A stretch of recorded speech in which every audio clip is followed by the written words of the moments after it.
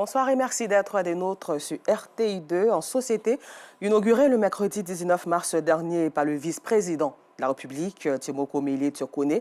L'échangeur d'Akwaba censé fluidifier la circulation au niveau de l'aéroport international Félix Houphouët-Boigny d'Abidjan-Port-Boué présente une circulation embouteillée au grand désarroi des usagers et automobilistes. Le constat de Georgette Edo Fofana.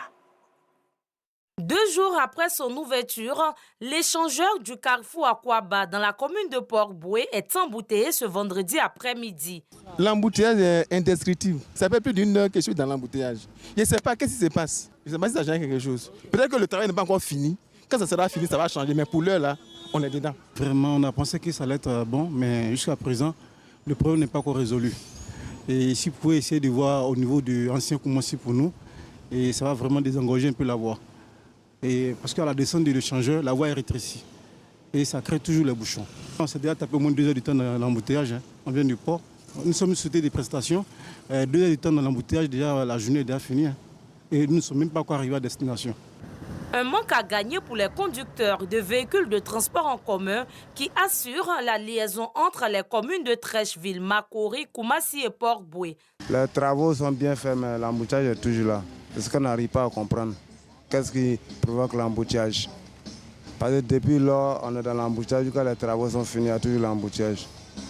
Mais moi, je pense que ça a à revoir au niveau d'Ancien Koumassi, la gare qu'ils ont fait là-bas. Là. C'est ce qui provoque beaucoup de l'embouteillage. J'ai l'habitude de passer, mais aujourd'hui, c'est la première fois que je passe ici. Oh, mais c'est beau, c'est beau. On peut dire de telle sorte que l'échangeur de Koumassi finisse pour que la circulation soit libre.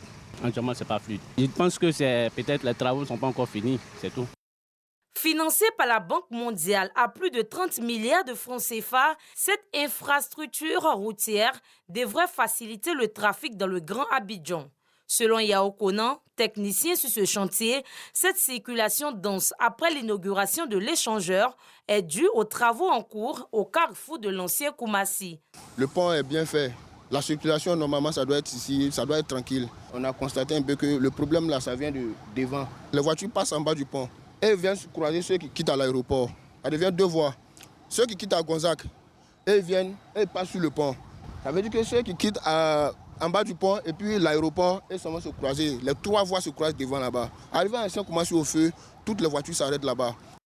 Les automobilistes devront encore endurer ces embouteillages interminables en attendant la fin des travaux au grand carrefour de Koumassi, prévu pour juillet 2020.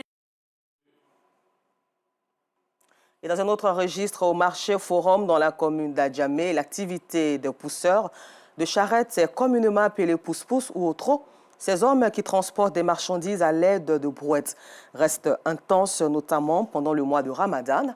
Et notre équipe de reportage s'est rendue sur les lieux pour en savoir plus sur cette activité, bien que les conditions de travail soient particulièrement difficiles en raison du jeûne et de la chaleur accablante. Malgré ces défis, ces travailleurs font preuve d'une grande résilience pour subvenir à leurs besoins et poursuivre leurs tâches quotidiennes.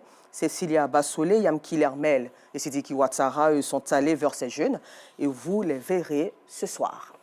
Et puis terminons ce flash d'information hors de la Côte d'Ivoire où les soldats de l'armée soudanaise ont repris ce vendredi 21 mars le contrôle du palais présidentiel à Khartoum. Les paramilitaires rivaux des forces de soutien FSR ont fait savoir en fin de matinée que cette bataille n'est pas terminée.